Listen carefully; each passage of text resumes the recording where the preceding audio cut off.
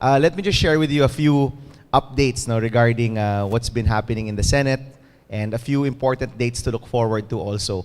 I won't talk about the importance of e-commerce and the Philippine inclusive growth issues because I'm sure I'm already preaching to the choir. Alam niyo na po yun.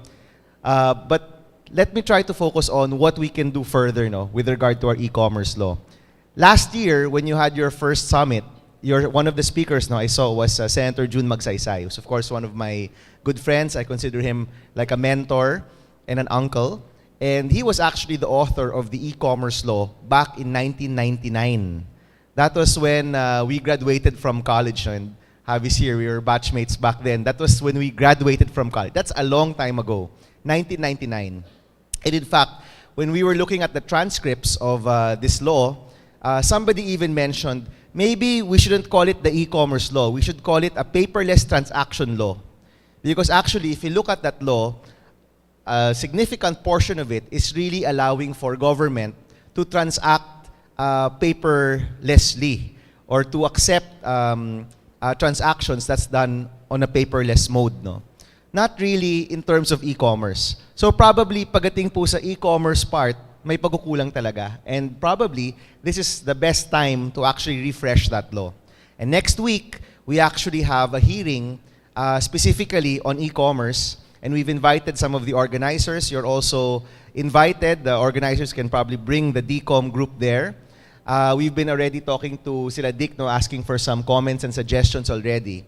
But basically, we're putting together that hearing to be able to see if there needs to be updates. And if your group wants to submit amendments or even a totally new e-commerce law of 2014, I'd be very happy to file that and sponsor that as the chairman of Trade, Commerce, and Entrepreneurship.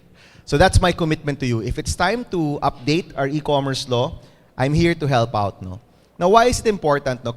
Earlier, we were talking about how in the Philippines, I guess, sabi ko, would you characterize our e-commerce as low or medium or high? And actually, they were saying baka very low.